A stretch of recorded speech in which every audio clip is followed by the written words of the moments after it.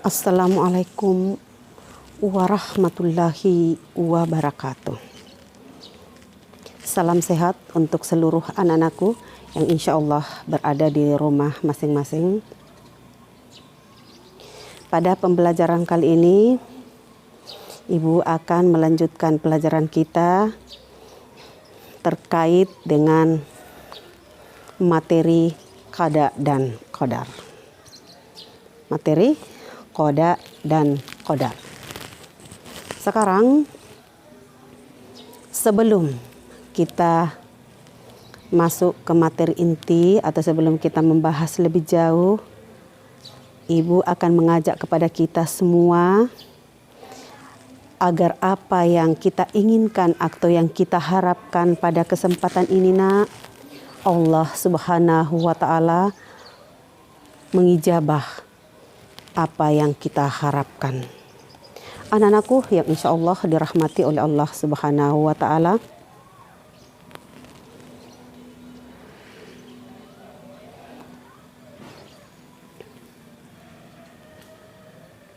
sebelum kita memulai pelajaran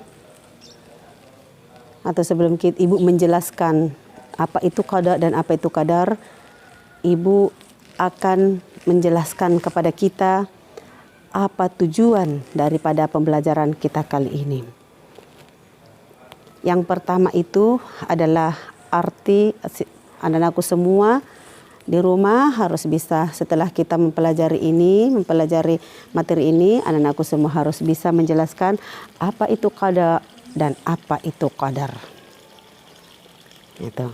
Yang kedua, anak-anakku harus bisa menunjukkan contoh daripada qada dan juga qadar. Yang ketiga, anak-anakku semua harus bisa menjelaskan kepada kita hikmah beriman kepada qada dan qadar. Anak-anakku yang insya Allah dirahmati oleh Allah Subhanahu wa Ta'ala, sekarang Ibu akan menjelaskan apa itu qada dan qadar. Qada ini secara bahasa adalah ketentuan atau ketetapan. Namun secara istilah, qada ini adalah ketentuan atau ketetapan Allah sejak zaman azali. Sekarang, apa itu zaman azali? Zaman azali ini adalah zaman di mana kita semua ini, makhluk ini belum diciptakan oleh Allah Subhanahu wa Ta'ala. Jadi, qada ini atau takdir kita ini sudah ditentukan oleh Allah Subhanahu wa Ta'ala jauh sebelum kita dilahirkan. Inilah yang dimaksud dengan zaman azali. Nah, sekarang apa itu qadar? Qadar itu adalah juga ketentuan dan ketetapan Allah Subhanahu wa Ta'ala yang sudah terjadi. Adalah ketetapan dan ketentuan Allah yang sudah terjadi. Itulah yang dimaksud dengan qadar. Anak-anakku mungkin sudah mengerti apa itu qada dan qadar. Sekarang, apa contoh dari qada dan qadar ini? Contoh daripada qada dan qadar ini. Kita ini jauh sebelum kita dilahirkan memang Allah sudah menentukan nasib kita atau takdir kita. Takdir apa itu? Allah sudah menentukan memang kapan kita dilahirkan, kapan kita mati, jam berapa kita mati, dan hari apa kita mati. Allah sudah menentukan. Jadi kematian itu ada di tangan Allah. Itu adalah rahasia Allah. Tidak ada satu manusia pun di dunia ini yang bisa untuk mengulur-ulur waktu meskipun satu detik saja tentang kematian ini. Karena ini adalah qada dari Allah Subhanahu wa Ta'ala yang ditentukan memang sebelum kita lahir. Yang kedua, contoh yang kedua yaitu tentang jodoh. Jadi jodohnya kita ini, contoh jodohnya ibu ini sudah ditentukan memang oleh Allah. Suatu ketika ini ibu akan menikah, dan menikah dengan siapa itu adalah ketetapan Allah Subhanahu wa Ta'ala. Yang ketiga, contoh yang ketiga ini tentang qada adalah tentang rezeki. Rezeki kita manusia ini sudah ditentukan memang oleh Allah Subhanahu wa Ta'ala. Anak-anakku yang insya Allah dirahmati oleh Allah Subhanahu wa Ta'ala, inilah pengertian tentang qada dan qadar berikut dengan contohnya yang sudah Ibu sebutkan tadi, sudah Ibu jelaskan tadi. Sekarang kita masuk kepada hikmah beriman kepada qada dan qadar. Hikmah beriman kepada qada dan qadar. Bagaimana hikmah beriman kepada qada dan qadar? Beriman kepada qada dan qadar itu kita harus menerima, kita harus yakin bahwa apapun yang terjadi pada diri kita itu adalah sudah menjadi ketentuan dari Allah Subhanahu wa Ta'ala. Sudah takdir kita. Allah sudah menentukan memang takdir kita. Apakah itu takdir buruk? Apakah itu takdir baik? Maka semua itu adalah ketentuan dari Allah Subhanahu wa Ta'ala.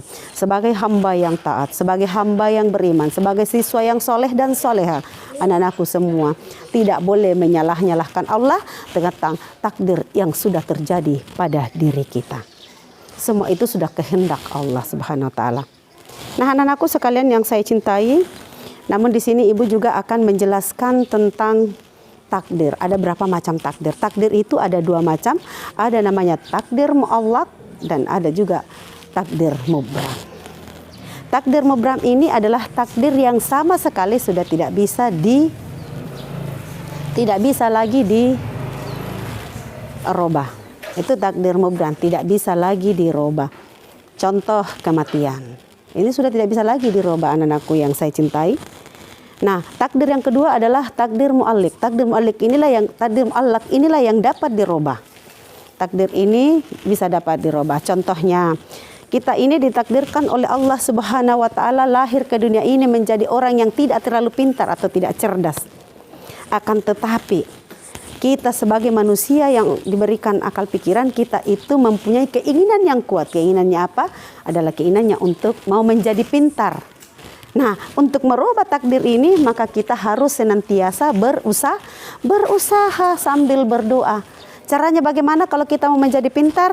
Caranya itu kita harus berusaha belajar sekuat mungkin, belajar sekeras mungkin agar kita bisa menjadi orang yang pandai.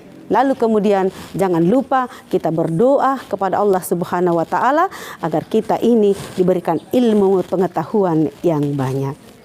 Saya kira untuk sementara penjelasan tentang qada dan qadar, hikmah qada dan qadar dan contoh qada dan qadar, saya mohon maaf atas segala keterbatasan yang Ibu miliki.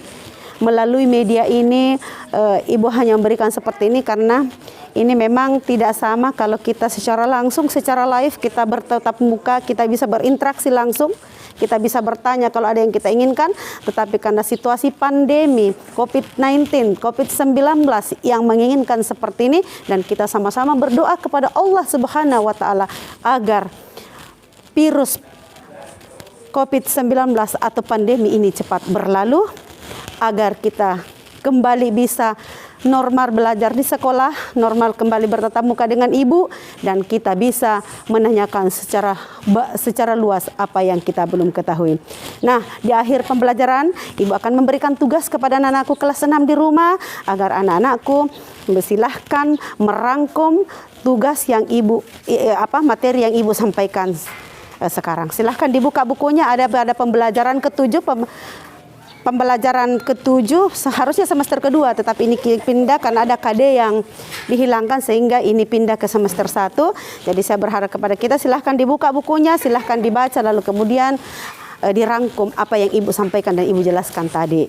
Itu tugas kita untuk Ibu. Silahkan difoto tugasnya, lalu kemudian dikirim ke WA grup atau dikirim ke WA pribadi Ibu. Saya kira cukup sekian anak-anakku sekalian. Terima kasih banyak atas perhatiannya. Kita sama-sama berdoa kepada Allah SWT dengan mengakhiri pelajaran kita hari ini dengan bersama-sama membaca Alhamdulillahirabbil alamin. Wassalamualaikum warahmatullahi wabarakatuh.